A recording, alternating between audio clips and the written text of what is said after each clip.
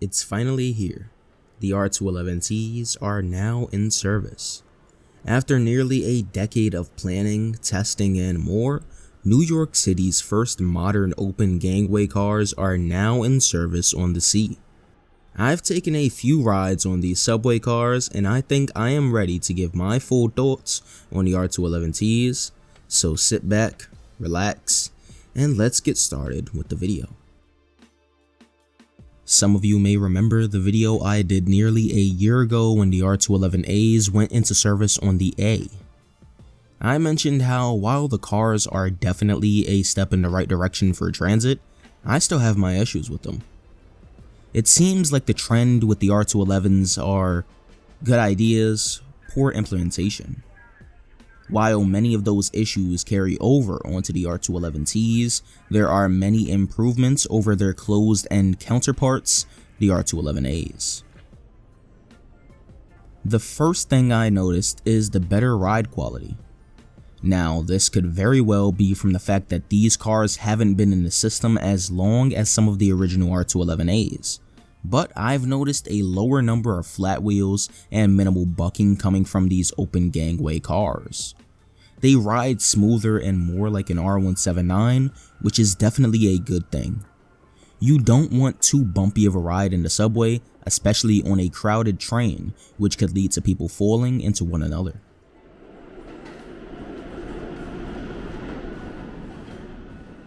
Some of you may remember that when the R211As entered service, the overhead screens only showed the upcoming stations and had little information on transfers and no information on the exit locations.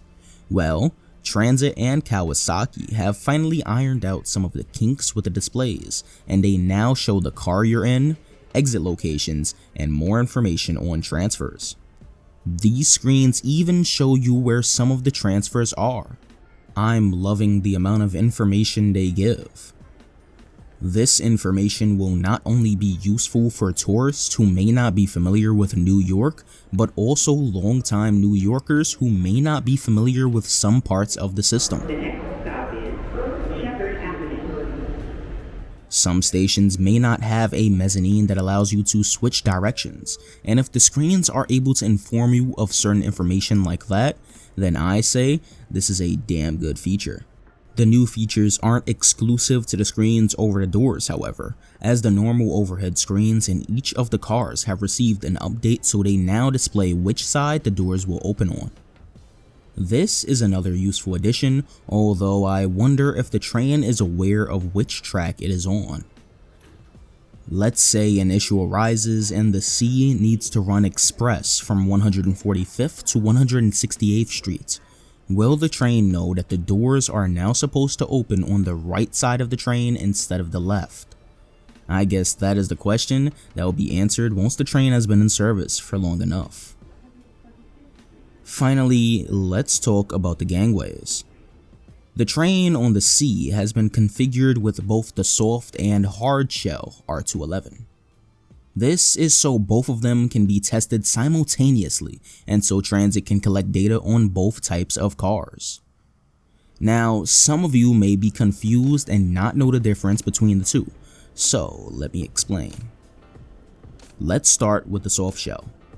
This R211 features an exposed gangway, similar to many other open gangway trains around the world. There is a lot of space in the gangway between the cars, which allows multiple people to stand in the gangway, while also leaving space for others to walk through the cars. Next, we have the hard shell. This R211 features a closed gangway, protected by what seems to be plastic pieces. I can only assume this would be to prevent people from messing or attempting to rip the gangways. Although we've had similar gangways on the buses for decades and we don't see anyone trying to do that with them. These R211s have less space in the gangway area and are not intended for people to stand there, but however, to only use them to walk between the cars. As many of you have already guessed, I prefer the soft shell design. Not only is this the design that's seen around the world, but it's just better in many ways. There's more room, more grab poles, and it's more aesthetically pleasing. While I do prefer the soft shell, I think both designs are good, and if we do order more open gangway cars in the future, I'd be happy with either design, although I do feel like it should be the soft shell design.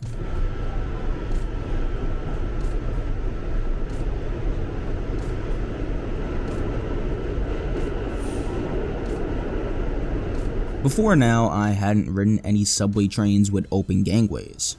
Sure, I've ridden in an articulated bus, trams, but never something like this.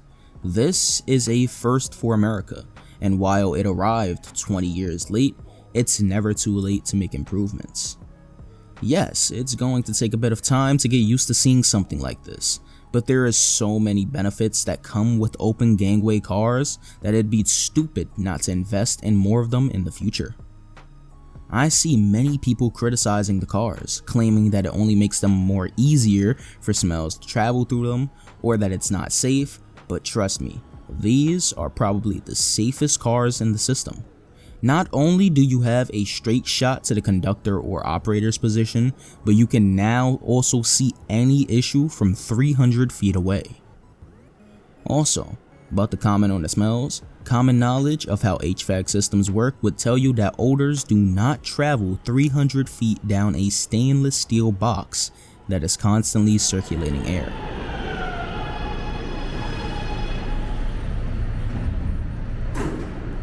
So how do I feel about the R211Ts? I like them. While some of my issues with the original R211s carry over to the Ts, like the design and the lighting, these gangways make up for it.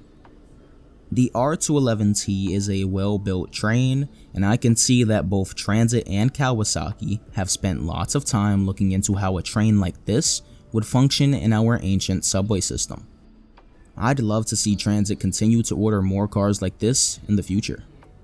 Talking about that, option order number 2 is still up in the air, and should Transit choose to exercise it, we could be seeing more R211Ts in the system.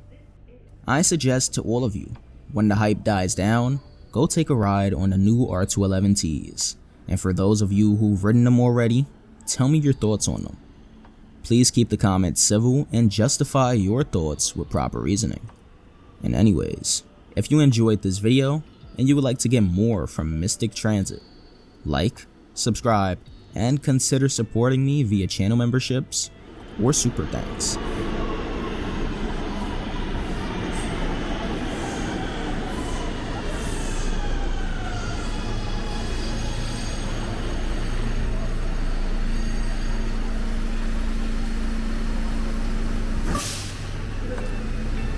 Special thanks to RC from the NYC and Damien's Transit and Health Bar videos for supporting me at the train operator tier.